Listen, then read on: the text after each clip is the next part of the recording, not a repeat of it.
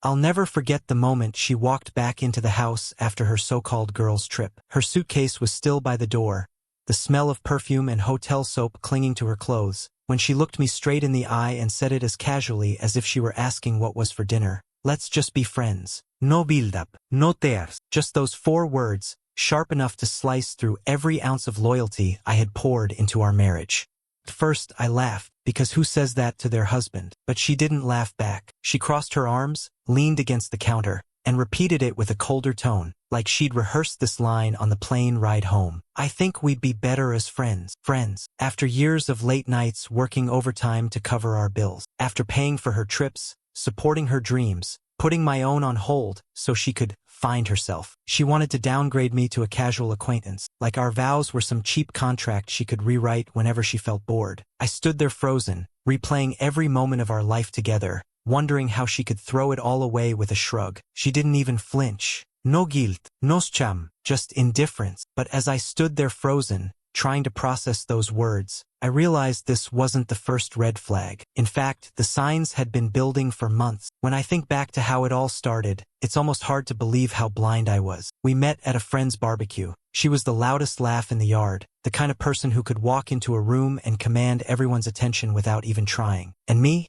I was the quiet one, the guy in the corner flipping burgers and making sure everyone had a plate. Somehow, she gravitated toward me. She called me steady, said I was different from the rest, and in that moment, I thought I'd won the lottery. From the very beginning, I was loyal. I showed up for her. When she complained about past boyfriends who were immature or selfish, I promised I'd be the opposite. I took pride in being dependable, but even then, I ignored little warning signs. She'd roll her eyes when I didn't feel like going out, call me Grandpa in front of her friends, because I'd rather stay in with a movie. She loved girls' nights, and while I never stopped her, I couldn't help noticing they seemed to happen more often than not. I brushed it off, convinced myself that's just who she was, free-spirited, fun-loving. Meanwhile, I was the one pulling double shifts, making sure rent was paid, footing the bill when she wanted weekend getaways with her friends. I thought sacrifice was love. She thought sacrifice was my job. Slowly, little things began to change. She'd criticize my clothes, telling me my shirts were too plain. When we were out with friends, she'd interrupt me mid-story to correct some trivial detail, leaving me standing there like an afterthought. And when she'd lean just a little too close to another guy at the bar, she'd laugh it off, saying I was being too sensitive. Looking back, all the signs were there. She wanted the stability I provided, but none of the respect that should come with it. I told myself it was harmless, that she'd grow out of it. But deep down, my gut was already whispering the truth. I should have trusted my gut back then, because what she started doing next made my heart sink deeper than I ever thought possible. At first, the changes were subtle. She was on her phone more often, tilting the screen away when I walked into the room, locking it even when she was just scrolling through social media. When I asked who she was texting so much, she snapped back with, "Why are you so paranoid? Don't you trust me?" It stung. I'd never given her a reason to doubt me, but somehow she made me feel guilty for even asking. That's when the gaslighting began. Suddenly, I was too insecure, too controlling, just for noticing that the woman I married was becoming a stranger. The distance grew. At dinner, she'd flirt openly with waiters, tossing her hair and giggling at jokes that weren't funny.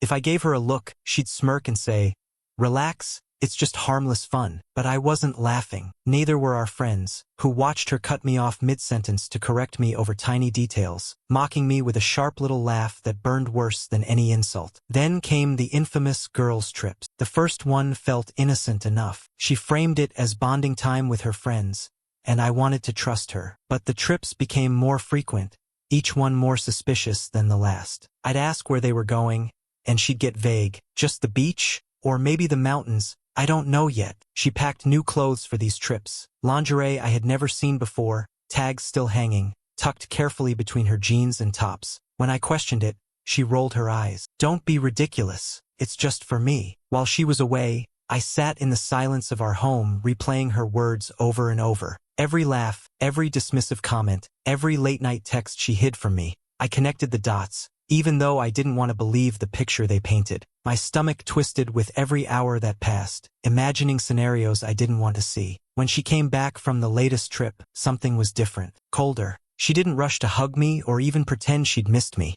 She tossed her suitcase by the door, scrolled through her phone, and barely looked up. That's when she dropped the bomb with a straight face. Let's just be friends. Couldn't move, couldn't breathe. It wasn't just the betrayal. It was the way she said it, like our marriage was disposable, like I was some roommate she'd grown tired of. I stood there staring at her, and for the first time in our entire relationship, I saw her with clear eyes. Every cruel joke, every late night, every secret she'd tucked behind a locked screen, it all came crashing down in that single sentence. And just when I thought the disrespect couldn't get any worse, she made one move that turned my heartbreak into pure fury. I stared at her for what felt like forever after she said it. Let's just be friends. My heart was racing, my chest tight, but my voice came out calm, almost too calm. I asked her straight up, why?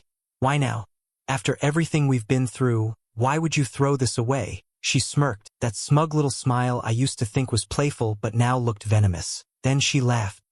She looked me dead in the eye and said, because you're too soft, you're boring. I need excitement in my life, and you don't have it. Those words hit harder than any punch. All those years of loyalty, the sacrifices, the nights I stayed up late making sure she had everything she wanted, dismissed with a giggle and a shrug. Something inside me snapped. Not anger, not screaming, just clarity. For once, I wasn't blind. I walked into the bedroom, opened her suitcase, and pulled out her phone charger she'd left on top. I'd already suspected. I'd already checked. And sure enough, the evidence was there. Flirty texts from some guy named Jacob, hotel receipts with double bookings, pictures she thought she'd hidden in a locked folder. I confronted her with it, dropped the phone on the table. Her eyes widened, but not with guilt, with irritation. She crossed her arms and hissed, so what? If you'd been enough for me, maybe I wouldn't have needed someone else. No apology, no regret, just blame. That's when the calm in me turned into something else. Strength. I looked at her and said one word that changed everything.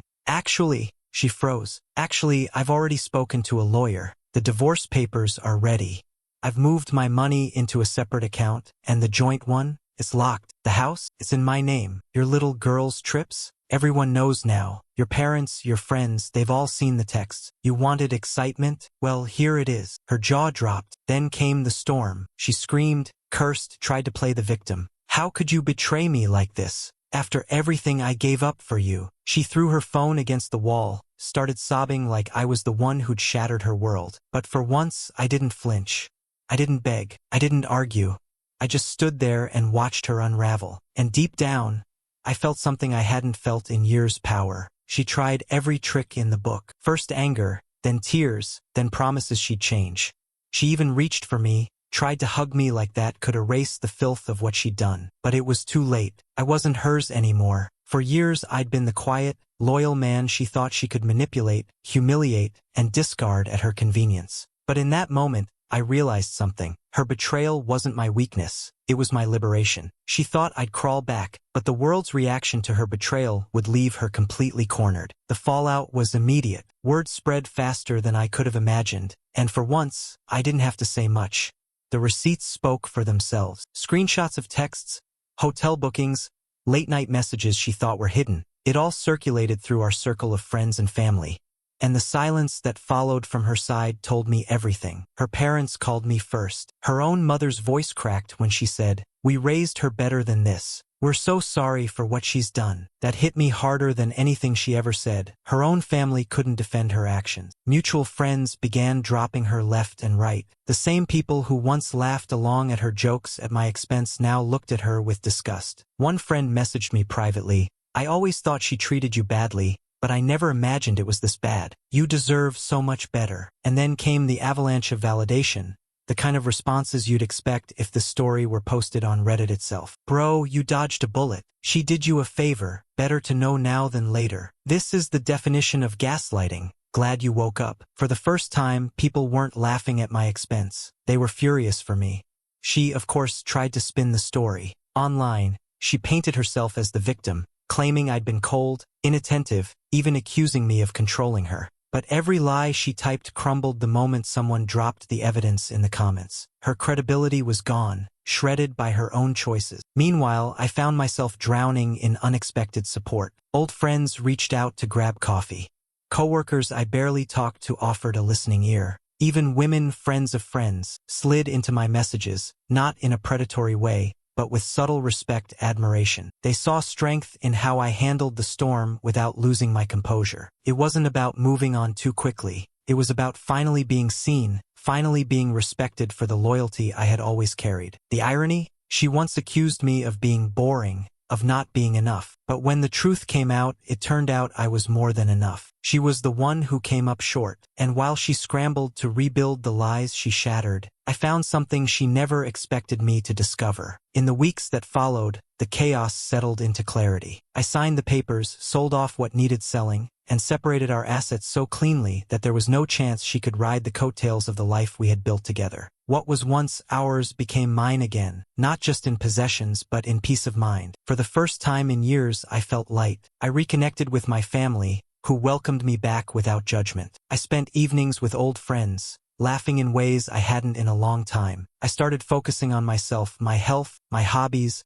my career. Every hour I used to spend worrying about where she was or who she was with turned into hours of building a life I could be proud of. It struck me how twisted her parting words had been. She thought she could reduce me to just a friend, like I was some safety net she could keep in her back pocket while she chased excitement elsewhere. But the truth is, I didn't downgrade, I upgraded. I stepped out of a toxic cycle and into a life where I no longer had to beg for respect. The lesson is simple: loyalty deserves loyalty. If someone mocks your worth, disrespects your sacrifices, or treats your love like an inconvenience, they don't deserve a single chapter in your story. Self-respect has to come before desperate clinging, and sometimes heartbreak is just the universe tearing away what was never meant for you. She wanted to be just friends after betraying me, but the truth is, I'll never be friends with someone who taught me how much my self-respect is worth.